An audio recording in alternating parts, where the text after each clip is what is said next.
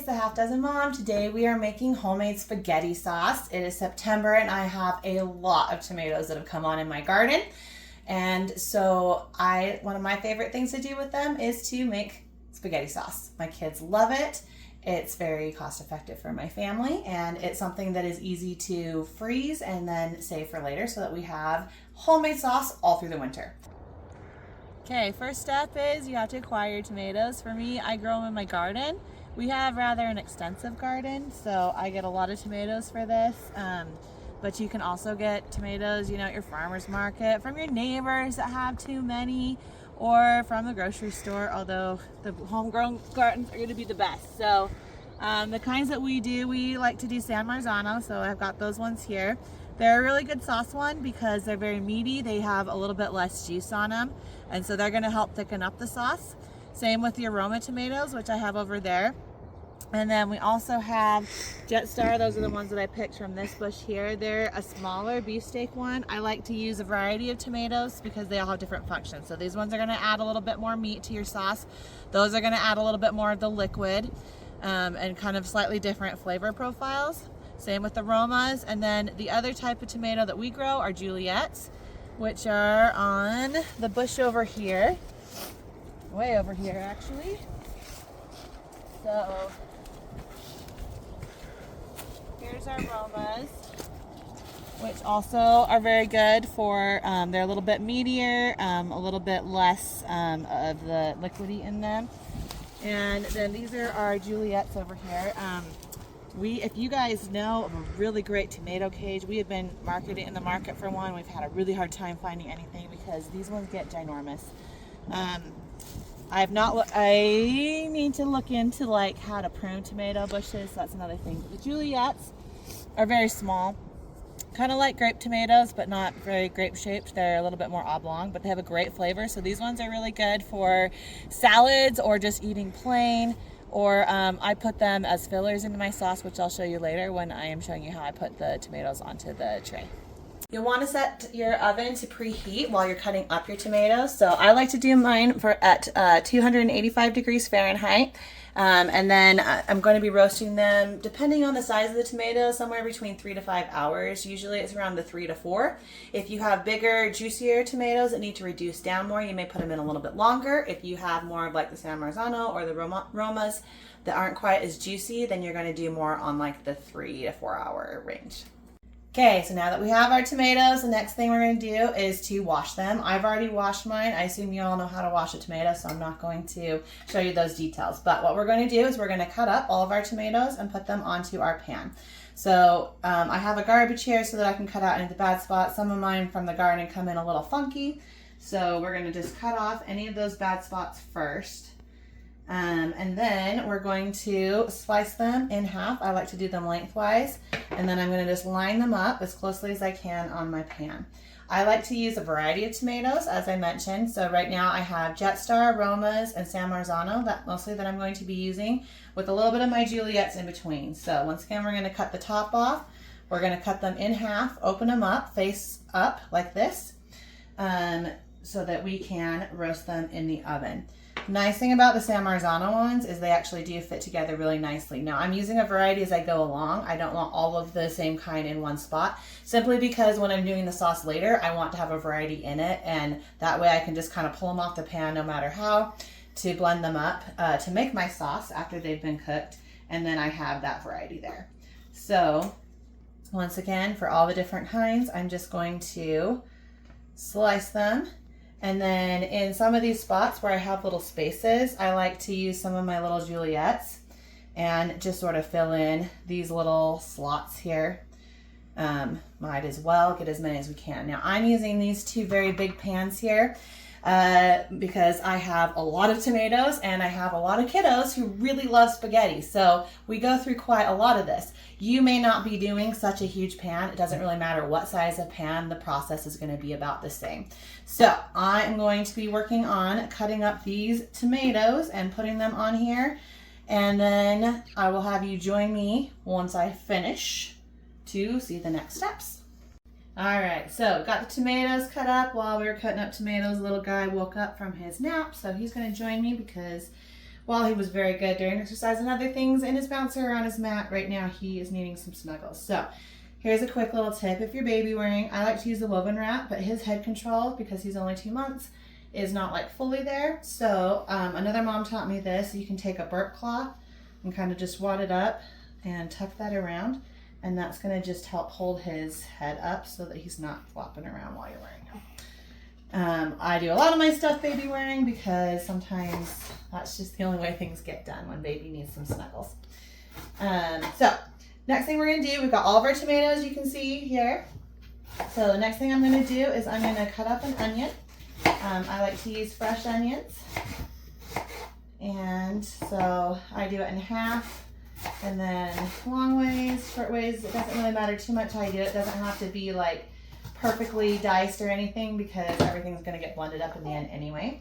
And then I'm just going to start sprinkling that just kind of somewhat evenly over my trays of tomatoes. So for these 2 big ones, I'm using half of a rather large sized onion is about the amount that I use. The nice thing with the sauce is you can kind of vary the amounts depending on what kinds of things that you like. You can vary the seasoning, so I'll show you the ones that I like to use.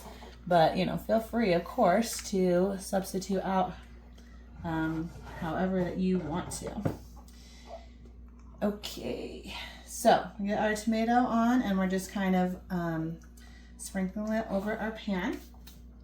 Okay, and then the next thing I like to do is garlic. So I do like to use fresh garlic, which I just use with a garlic press, is one way to do it. So I'm just going to, once again, just kind of put it all over the place. And I just use the knife to kind of get it off. For these 2 big pans, I would probably be using this whole thing of garlic here. Another good option, if you do not have a garlic press, or if you don't have fresh garlic, you don't want to have fresh garlic, or to just make it a little bit easier because it takes a little bit of time to press all of the fresh garlic. Another good option, which I'm going to do for this other pan so I can show you how to do it, is to get just minced garlic that you can get at the grocery store for not very much. And it comes in like a sort of a juice. I don't want too much of the juice, so I kind of strain it out a little bit. But then you can just sprinkle that around. And that way it's not exactly fresh, but it's I think works better than like the powder. But you could also use like a garlic powder, and that would be fine too. Just it depends on what you have. You know, that's the nice thing about the sauce is there's like no one right way to do it. You just do what's going to work for you. So that's about the amount of garlic that I have. And once again, I like to kind of just put it throughout because later when I'm blending up the sauce, I want it pretty evenly spread. So, and then on this other one, I'm going to put a little bit more of the fresh stuff. So, you can also, of course, mince the garlic by hand, but basically you just want minced garlic. I'm a huge fan of garlic presses because it's much quicker than trying to mince it by hand, although I have done that before as well. But as a busy mom, I'm always looking for the quicker way to do things. That's why I also like this, because if you don't have time to sit and mince up all the garlic, then it's a good way to go if you're kind of in a rush.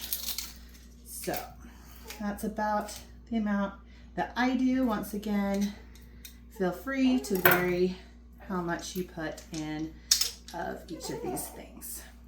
And then what you're going to do is you're going to pick your seasonings. So the seasonings I like to use are rosemary, thyme, basil, and oregano. I really like when I have the fresh stuff. So this is some that I ordered. I attempted to make an herb garden outside. I have had somewhat success with it. So today I'm just going to kind of show a couple of ways to do this. So when I do have the fresh, then I'm just going to sprinkle it on the top. Right now for my other pan, I may get some fresh rosemary from the garden because I do have that's the one that actually did well. But yeah, I've been trying to grow them. I've not been having a huge amount of success. So if anybody has really good tips for growing herbs, feel free to share. Otherwise, the dried variety also works. So this is my oregano. Since I do a lot of sauce, I buy these in kind of the bulk. So I'm just going to be sprinkling a generous amount on my pans all over the place. And I'm not one for this to measure exactly. I know, buddy. Oh, mwah. I think this kid is going to need to be fed soon, so we may take a break here in a moment and feed little guy and finish this after. Little guy is a little happier, so we're going to see if we can quickly get this in the oven. Thyme is another one that I do. So this right now I just have the dried variety, but you can use either the fresh or the dried. Like either way is going to be just fine. I've used both. They're both delicious.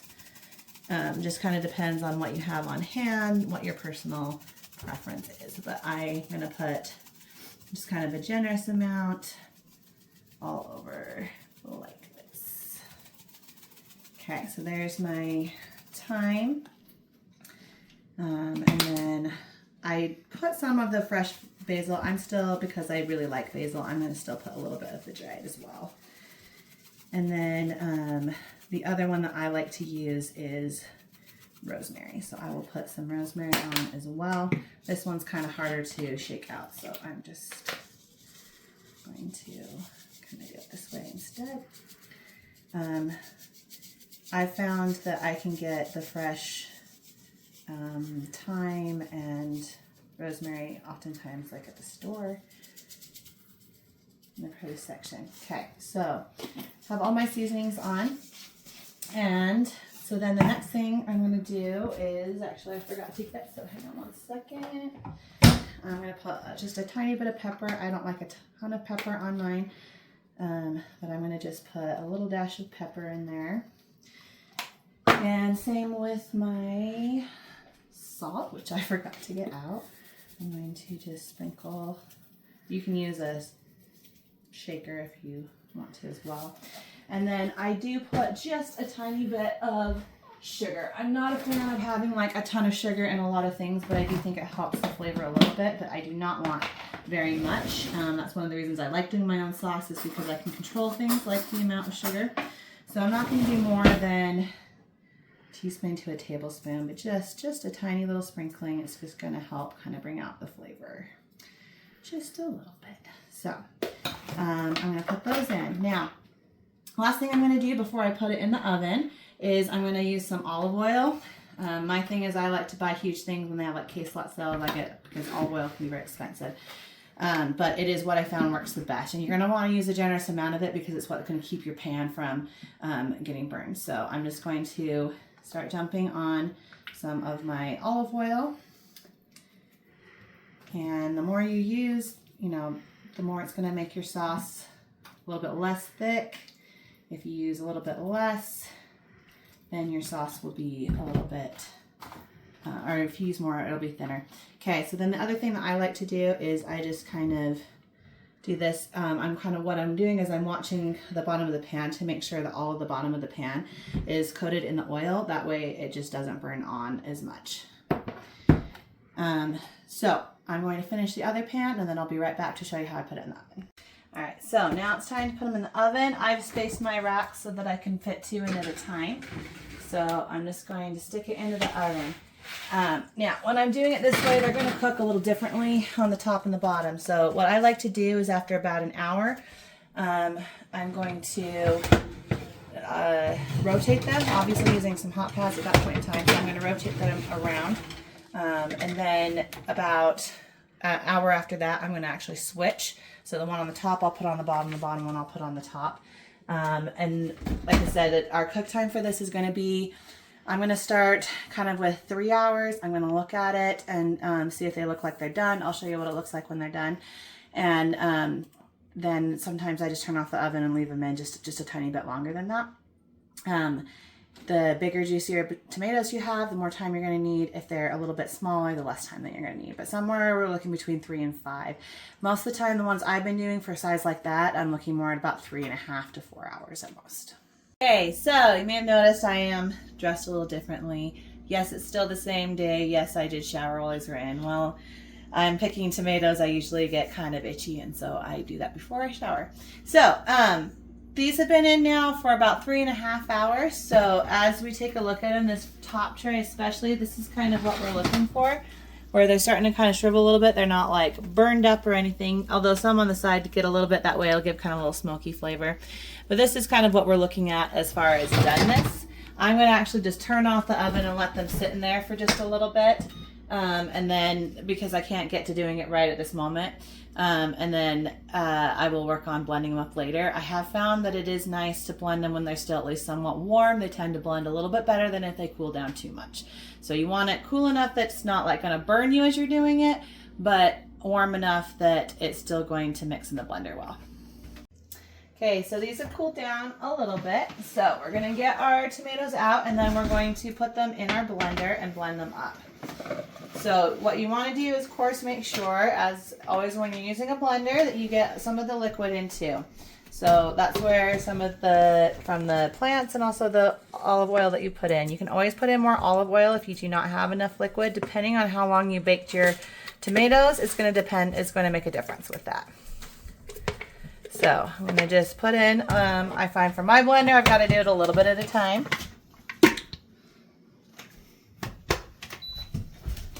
And I'm just going to blend it all up. This is the easy part here. And I'm going to keep doing that until I have a whole bunch of sauce. Now for me, this is going to be several days. This is going to probably do at least 3 or 4 meals worth for my family with these 2 pans.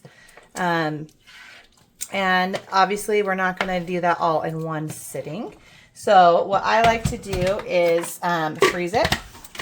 So let me get enough sauce here, and I'm going to show you how it is. My blender definitely you have to do like little bits at a time, or it will start to get kind of stuck. So a little bit of the tomatoes, and this is why I like to have it all kind of in a variety. So Alexa, stop. All right.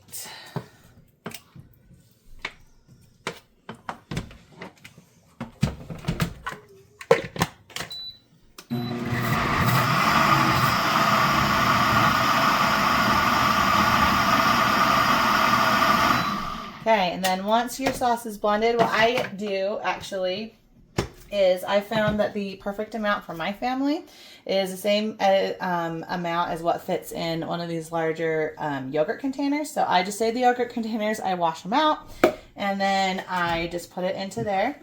So for my family of 8, although my youngest is not eating any, if I fill that up, leaving, it doesn't expand very much in the freezer, but you know, leave a little bit of headroom, then that is the perfect amount. So I put it in there, and then I can freeze it. It's good. We've eaten it a year later and it's still been just fine. Depends on if you're putting it in a deep freeze or a regular freeze, those kinds of things. And then I use a Sharpie to write the date on, so I know when I made the sauce. You can also use like a piece of masking tape or like shipping labels or things to put on and then write on as well.